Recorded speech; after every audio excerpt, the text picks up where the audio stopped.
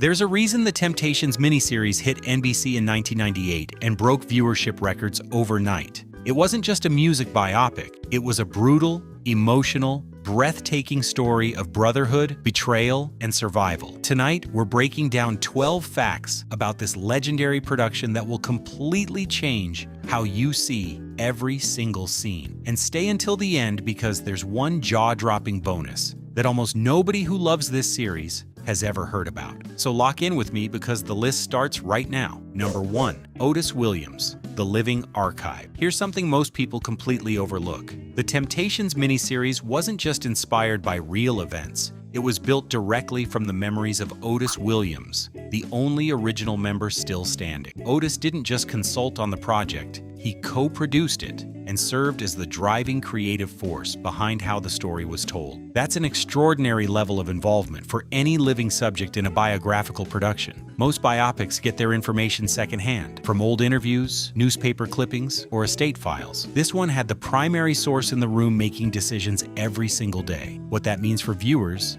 is that the emotional truth of every scene was filtered through decades of Otis's personal memory and grief. When you watch him process the deaths of Eddie Kendricks and David Ruffin on screen, you're watching a man relive wounds that never fully closed. The creative tension that came from having Otis so closely involved is one of the reasons the series feels so raw and unpolished in the best way possible. It doesn't feel like Hollywood gloss. It feels like someone forced to remember things they'd rather forget. Number 2. The original Motown recordings. Before a single camera rolled, the production team faced a challenge that most film crews never have to think about. How do you recreate the sound of the Temptations without actually having the Temptations? The answer was both practical and fascinating. The actors in the miniseries did not sing live on set. Instead, the original Motown recordings, those iconic tracks that shaped a generation, were licensed and used as the actual musical soundtrack throughout the production. What this meant for the cast was an enormous amount of pressure to physically perform and lip sync in perfect sync with recordings made decades earlier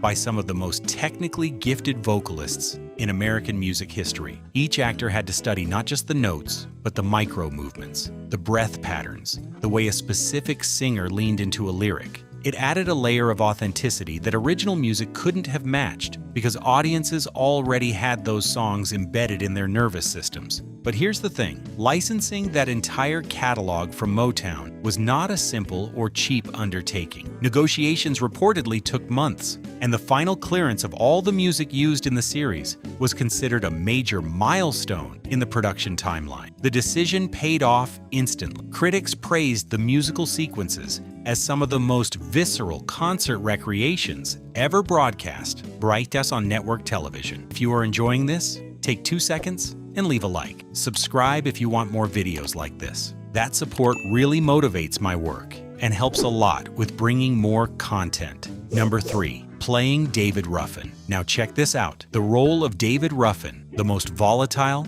charismatic, and tragically self-destructive member of the group, attracted enormous interest from the acting community before production began. David Ruffin is one of those figures whose life story almost writes itself. A voice like thunder, ego to match, and a descent into addiction so dramatic it reads like Greek tragedy. Leon Robinson, who had already built a reputation for inhabiting larger-than-life characters, won the role, and then proceeded to deliver what many critics called the definitive performance of the entire miniseries. But here's where it gets interesting. Preparing to play David Ruffin required Leon to go beyond typical research. He reportedly spent extensive time listening to bootleg live recordings, studying Ruffin's unpredictable stage behavior, and working with vocal coaches specifically on how to physically simulate the emotional impact of Ruffin's delivery without trying to replicate the voice itself. The result was a performance that felt channeled rather than constructed. Viewers who knew nothing about David Ruffin before watching the miniseries walked away believing they understood something real about him. And those who did know him, former colleagues, fans from the original era, were shaken by how accurately Leon captured not just the charisma, but the instability underneath it. Number 4. Compressed timeline and budget. Here's a piece of behind-the-scenes reality that rarely makes it into the press coverage. The Temptations miniseries was shot on an extremely compressed timeline with a budget that, while generous for a network television production at the time, was nowhere near what a theatrical film of the same scope would have commanded. The production team had to recreate multiple decades of American history, the Civil Rights era, the Vietnam years, the disco decade, largely through costume, set dressing, and careful camera framing rather than expensive location shooting. Directors Charles Burnett and Alan Hughes used a combination of period-accurate wardrobe and tight compositional choices to signal time jumps without requiring massive set rebuilds. But the real constraint that shaped the visual style of the miniseries was time. Television production schedules are merciless, and the crew was moving fast. Some of the most emotionally powerful scenes in the final cut were filmed in single-day bursts, with actors sometimes delivering their most vulnerable performances under conditions that left no room for multiple takes. That urgency, counterintuitively, produced electricity. There's a rawness to some of the confrontation scenes, particularly those between Otis and David, that feels almost documentary in its immediacy. You can sense the pressure behind the camera translating directly into pressure in front of it. Number 5. Motown's Uncomfortable Truths. Let's talk about something that gets mentioned briefly in most coverage, but never fully explored. The miniseries depicts the integration of Motown into the mainstream American music industry, and it does so with a level of political honesty that was genuinely bold for network television in 1998. By the late 1990s, Motown's history had been largely sanitized in popular culture, reduced to feel-good nostalgia and oldies radio. What the miniseries did was deliberately disrupt that comfortable narrative. It showed Berry Gordy's complex relationship with his artists, including the contractual structures that gave Motown extraordinary control over its talent. It showed the financial exploitation that many artists experienced, receiving far less than their commercial output warranted. It portrayed the emotional and psychological cost of being Black artists navigating a white-controlled entertainment industry during one of the most turbulent periods in American history. The creative team, with Otis Williams' direct input,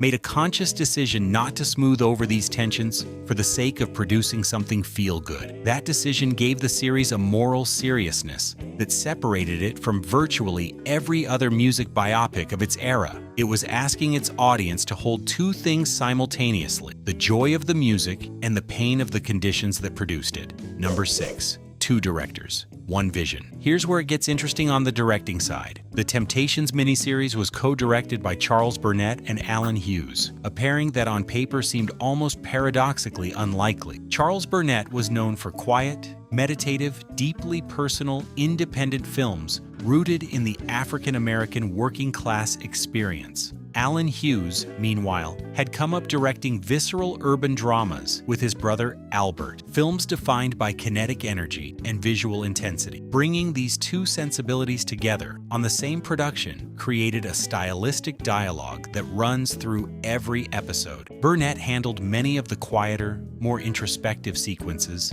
the moments of grief, family, and self-reckoning. Hughes brought the concert energy, the street-level tension, the visual propulsiveness that made the performance sequences feel alive and dangerous. What's remarkable is that rather than creating a disjointed visual experience, the contrast between their approaches mirrors the contrast at the heart of the Temptation story itself, the tension between intimacy and spectacle, between the private men and the public legends. The dual direction wasn't a compromise. It was a structural choice that ended up serving the material better than either director's singular vision might have alone. Number 7. Months of choreography training. Now for a detail that almost nobody who watched the miniseries at the time knew. The recreation of the Motown performance style required the entire principal cast to undergo months of choreography training before principal photography began. This wasn't the kind of training where you learned 6 moves and fake the rest in the editing. The production was committed to authentic staging, which meant the actors had to internalize the specific physical grammar of late 1950s and 1960s Black American performance.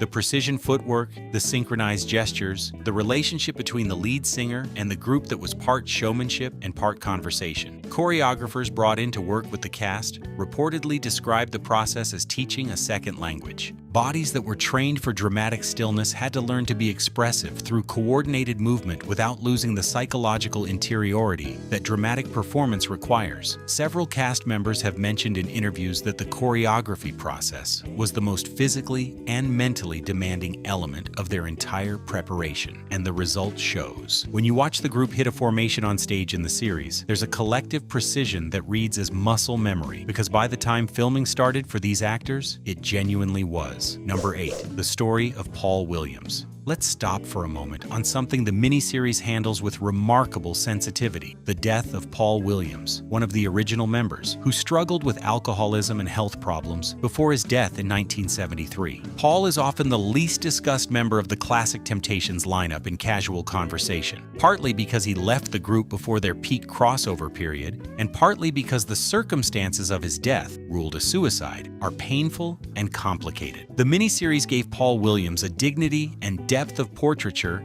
that he'd rarely received in any prior documentation of the group's history. His arc, the gradual physical deterioration, the loyalty of his bandmates, the impossible decision to continue performing when his body was failing, is treated with restraint and genuine compassion. The creative team clearly understood that this wasn't a subplot. It was a story about what fame costs men who aren't built to survive its specific cruelties. In the broader landscape of 1990s biopics, which often rushed past tragedy on the way to triumph, the miniseries' willingness to sit in Paul Williams's pain was an act of genuine artistic courage. It also gave the production its moral center, a quiet, insistent reminder that behind every classic song, there were real human beings paying real prices. Before we keep going, subscribe if you haven't yet. Drop a comment telling me which movie or show you want me to cover next with strange behind-the-scenes facts. I read every single one. Number 9. The costume department's impossible task. Here's a fact that reframes one of the most celebrated elements of the production. The period costume design for the Temptations miniseries was a monumental undertaking, recreating the visual vocabulary of multiple decades of Black American style, from the early Motown era's tailored sophistication through the Afrocentric expressionism of the late 1960s and the platform and polyester extravagance of the 1970s. But the costume department faced a unique constraint. They weren't simply dressing fictional characters in period clothes. They were recreating outfits that existed in real documented photographs, television appearances, and music videos that millions of viewers had seen and remembered. Any significant deviation from the known visual record would have been immediately noticed by the fan base. The team spent considerable resources acquiring period-accurate fabrics, working with specialist tailors who understood the construction techniques of each era, and cross-referencing every major costume against archival imagery. The famous white suits, the fur-trimmed capes, the sequined jackets. All of it had to hold up to the scrutiny of an audience that had been looking at these clothes for decades. The result was a costume achievement that contributed enormously to the immersive quality of the finished miniseries.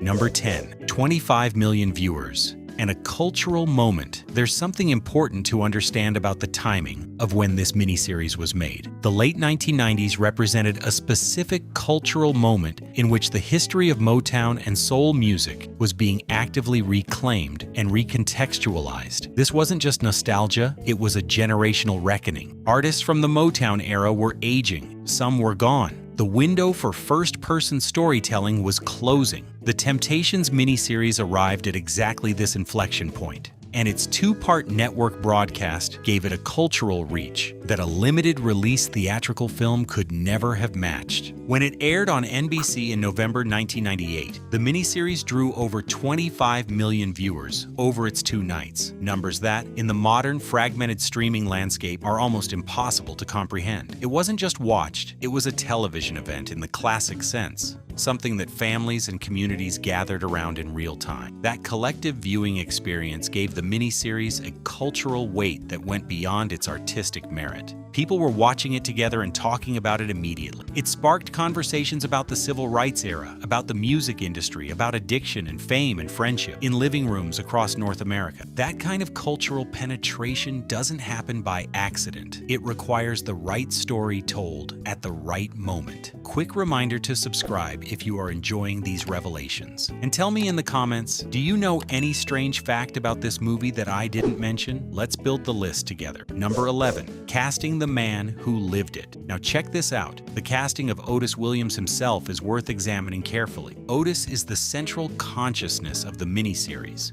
The story is told through his perspective, and he functions as both narrator and protagonist. The character of Otis had to perform a very specific and difficult dramatic function, be present in every era without overwhelming the other stories happening around him. He had to be a witness without becoming passive, and a participant without becoming a hero at the expense of his bandmates. Terrence Brooks was cast in the role of young Otis, and he carried the enormous weight of being the audience's guide through multiple decades of extraordinarily dramatic material. What makes the performance work is a quality of attentiveness. Otis's character is always watching, always registering, always processing, that mirrors what Otis's person was actually doing as the de facto historian of the group. The real Otis Williams reportedly worked closely with Terrence Brooks during production, sharing not just facts, but emotional textures, how it actually felt to be in that group, in those rooms, at those moments. That level of direct personal transmission between subject and performer is vanishingly rare in biographical filmmaking and gives the Otis sections of the miniseries an authenticity that's difficult to manufacture. Number 12, the civil rights story inside the music story. Here's a production detail that reveals just how seriously the creative team took the social and historical dimensions of the story. The miniseries includes detailed dramatizations of the civil rights movement, marches, demonstrations, the general climate of racial tension and violence that shaped the lives of every Black American in the 1960s. These weren't background details. They were woven directly into the emotional lives of the characters, showing how the same young men who were singing love songs on national television were also navigating a country that in many contexts didn't recognize their full humanity. Recreating these sequences required significant historical research and consultation. The production worked to ensure that the depictions of civil rights era events were accurate in their emotional and social geography, even when certain details were necessarily compressed or dramatized for narrative flow. The decision to treat this history with rigor rather than as atmosphere reflects a core commitment that runs through the entire miniseries. The Temptation story is inseparable from the African-American experience of mid-20th century America, and telling it honestly required telling that larger story honestly too. For many younger viewers watching in 1998, the civil rights sequences in the miniseries were among the most viscerally affecting historical dramatizations they had ever seen on network television. Almost at the end, and the best is still coming. Subscribe so you don't miss what's next, and drop your city or country in the comments. I want to see how far this video is reaching. And now, the bonus fact, the one almost nobody talks about. Here's something that will permanently change how you watch the final scenes of the miniseries. When Otis Williams reviewed the completed cut before broadcast, there was one sequence he reportedly found almost unbearable to watch: the dramatization of Eddie Kendricks' death from lung cancer in 1992. Eddie and Otis had one of the most complex relationships in the entire history of the group. Decades of friendship, tension, professional rivalry, and ultimately reconciliation in the years before Eddie's illness. The miniseries captures their reconciliation, but what it doesn't explicitly tell you is that by the time the series aired in 1998, Otis had already experienced the loss of not just Eddie Kendricks and David Ruffin, but also Melvin Franklin, the group's irreplaceable bass voice, who died in February 1995. In other words, when Otis Williams sat in a screening room watching actors portray his brothers dying one by one, every single one of those deaths had already happened in real life. The miniseries was not just a creative project for him, it was a structured, public form of mourning for an entire chapter of his life. When critics noted that the final act of the series felt unusually heavy with grief, they were right, but not for the reasons they identified. The grief was real. It was Otis's. It was always Otis's. And those were 12 extraordinary facts about the Temptations miniseries of 1998. This production matters more than most people realize, not just as a music biography, but as one of the most emotionally honest documents of what it cost to be Black, talented, and ambitious in mid-century America. If you made it this far, leave a like, subscribe, and drop a comment telling me which fact surprised you the most. And don't forget to suggest another movie or show that deserves its own list of strange behind-the-scenes facts. See you in the next video.